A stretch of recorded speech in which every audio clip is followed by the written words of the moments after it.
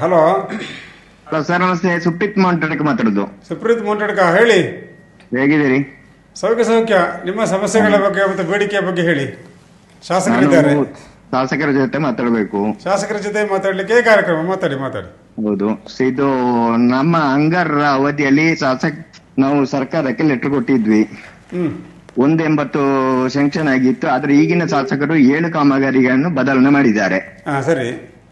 ಹಾಗೆ ಅದರ ಮುಂದಿನ ನಿರ್ಧಾರ ಏನು ಶಾಸಕರಿಗೂ ಗೊತ್ತಿದೆ ಅದ್ರ ಬಗ್ಗೆ?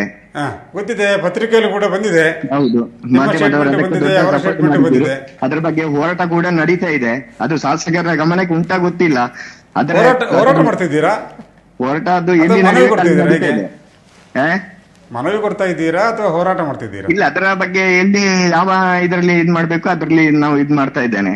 ಶಾಸಕರು 7 ಕಾಮಗಾರಿಯನ್ನು ಶಾಸಕರು ಬದಲಾವಣೆ ಮಾಡಿದ್ದಾರೆ. ಅದು ಎಲ್ಲೆಲ್ಲಿಗೆ ಹಾಕಿದ್ದಾರೆ ಅಂತ ಶಾಸಕರಿಗೂ ಗೊತ್ತಿದೆ ಏನೋ.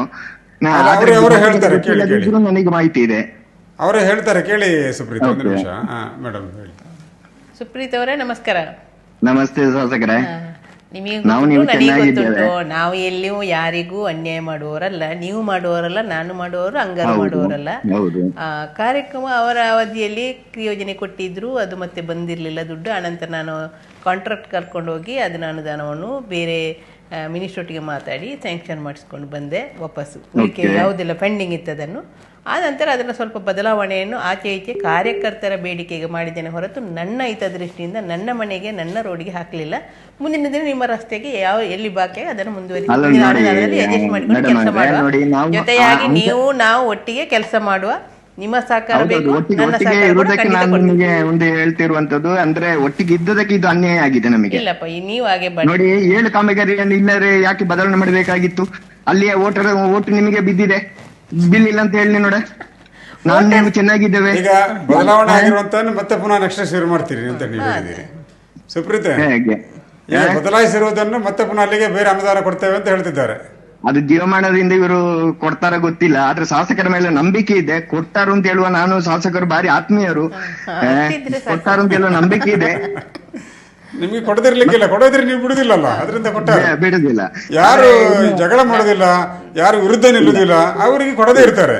ಯಾರು ಜಗಳ ಮಾಡ್ತಾರೆ, ಕೊಡದೆ ಬಿಡುದಿಲ್ಲ ಅಂತ ಹೇಳ್ತಾರೆ, ಅವ್ರಿಗೆ ಕೊಡದೇ ಇಲ್ಲ, ಕೊಡ್ತಾರೆ. ಶಾಸಕರ ಮೇಲೆ ನಂಬಿಕೆ ಇರುವ ಕಾರಣ ನಾನು ಈಗ ಫೋನ್ ಮಾಡಿದ್ದೆ. ಇನ್ನೊಂದು ತಹಸೀಲ್ದಾರಿಗೆ ಪ್ರಶ್ನೆ. ಹಲೋ, ಖಂಡಿತ ಹೇಳಿ ಸುಪ್ರೀತ್. ಬೇರೆ ಇಲ್ಲಲ್ಲ? ಇಲ್ಲ, ಇನ್ನು ಒಂದು ತಹಸೀಲ್ದಾರಿಗೆ ಪ್ರಶ್ನೆ. ಕೇಳಿ. ಈಗ ಇದು ನಮ್ಮ ಕಾವೇರಿ ಸೈಟ್ ಬಂದ ಮೇಲೆ ಯಾವುದೇ ಇದು ಓಪನ್ ಆಗ್ತಾ ಇಲ್ಲ. ಯಾಕಂದ್ರೆ ಅಲ್ಲಿಂದ ತಾಲೂಕು ಆಫೀಸಿಂದ ಅವರು ಇದು ಪರ್ಮಿಷನ್ ಕೊಡ್ತಾರೆ, ಅದನ್ನು ಸೈಟಿಗೆ ಆಗ್ತಾ ಇಲ್ಲ. ಗವರ್ಮೆಂಟ್ ಇದರ ಬಗ್ಗೆ ಬರ್ತದೆ. ಅದಂದ್ರೆ AC ಅವರು ಅದಕ್ಕೆ ತಂಬು ಕೊಡ್ಬೇಕು. AC ಅವರು ತಂಬು ಕೊಡದೆ ಏನ್ ಮಾಡ್ಲಿಕ್ಕೆ ಆಗ್ತಾ ಇಲ್ಲ. ಅದಕ್ಕೆ AC ಅವರು ತಂಬು ಕೊಡ್ಬೇಕಂದ್ರೆ ಅದರ ಡಾಕ್ಯುಮೆಂಟ್ಗೆ ನಾವು 10,000 ಖರ್ಚು ಮಾಡ್ಬೇಕಾಗತ್ತೆ. ಅದನ್ನೊಂದು ಆದಷ್ಟು ಬೇಗ ಸಾರ್ವಜನಿಕರಿಗೆ ಉಪಯೋಗ ಆಗುವಾಗೆ ಅದನ್ನು ಏನಾದ್ರೂ ಒಂದು ಇದ್ ಮಾಡ್ಬೇಕು ಅವರು, ತಹಶೀಲ್ದಾರ್ ಅವರು. ಕಾವೇರಿ ತಂತ್ರಾಂಶದ ಬಗ್ಗೆ ಮಾತಾಡ್ತಾ ಇದ್ದೀರಾ ನೀವು ಅನ್ಸುತ್ತೆ.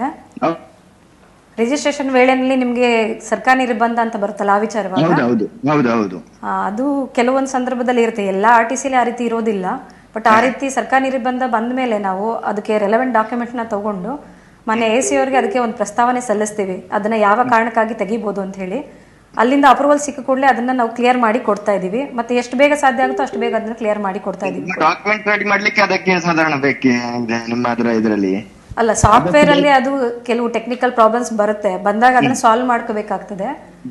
ಬಟ್ ಯಾವುದೇ ಅರ್ಜಿ ಆ ರೀತಿ ಬಂದ್ರೂ ಕೂಡ ನಾವು ತುಂಬಾ ವೇಗವಾಗಿ ಅದನ್ನ AC ಕಚೇರಿ ಕಳಿಸಿ ಅದನ್ನ ಸಾಲ್ವ್ ಮಾಡಿಸ್ಕೊಳ್ಳೋ ಪ್ರಯತ್ನ ನಿರಂತರವಾಗಿ ಮಾಡ್ತಾ ಇದೀವಿ. ಆದಷ್ಟು ಬೇಗ ಅದನ್ನ ಒಂದು ಇದು ಮಾಡಿ ಮೇಡಮ್. ಆಯ್ತು. ಇದು ಈಗ ಈ ಅಕ್ರಮ ಸಕ್ರಮ ಸಮಿತಿ ರಚನೆ ಆಗಿದೆ.